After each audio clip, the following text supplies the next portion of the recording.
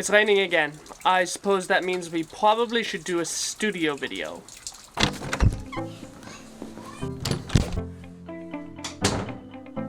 Something that I haven't gotten actually a lot of questions on, but I have seen in other people's videos, especially browsing the hashtag M50 stories hashtag, I noticed that a lot of people who are using the M50 in more of a studio environment don't have the lighting dialed. So I wanted to talk to you about two things. First of all, a cheap LED panel, and then a cheap softbox, and what I actually use for shooting my videos. First of all, this is with no lights. There was just the house light. I had to boost my ISO all the way up to 2000, which is not at all where you want to be on this camera. So the first thing I'm going to do is I'm going to turn on the LED light panel that I have.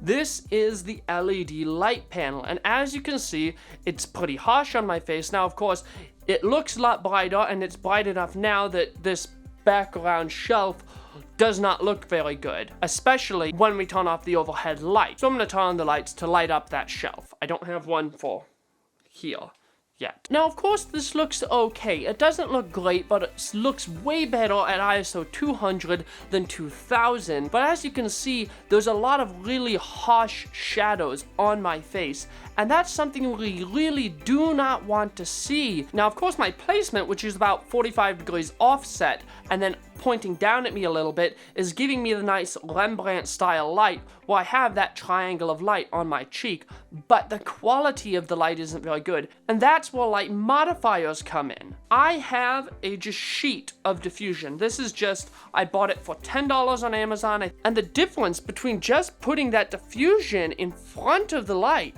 makes it makes all the world of difference. I forgot to turn on my main background light. But as I was saying, it makes a huge difference. You have nice soft shadows on my face. The light is diffusing off of this material and lighting my face so that the shadows are not so harsh. Now, there is another way that we can do this.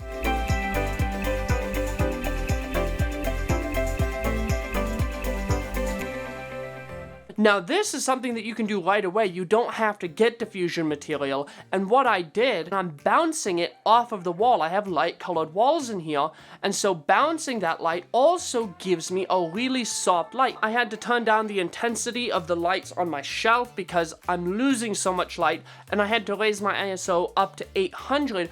But I still think that this looks really good compared to just shining the light right there at your face. Now, this way is not as controlled. You cannot get it as directional, and therefore, it's not my favorite way of doing it. I like to diffuse the light, shine my light through diffusion. And you can do that with an LED light panel. You can get just fabric like I was using, or you can get something like a 5-in-1 reflector and take the center of that and use it as a scrim. But trying to hold that up in front of your light, it gets to be a bit of a hassle. And like this one, I only have batteries for. I can't plug it in. And so the solution for that is a good old softbox. And this softbox, it's about $20 for the box, $20 for the stand, and then $20 for the bulb. And I think that this softbox and the light qualities that it gives me is so much better than just the regular small LED light panel or trying to use house lights, because you got a nice big source. You got that diffusion material. You can see bigger catch lights in my eye than you could with the LED light panel. And yeah, it might be a bit big and obnoxious, but this one actually collapses down and is easy to travel around with. Now, there is no battery solution for this, but I think that this light with this bulb and this softbox and bulb is almost double the brightness of that light panel.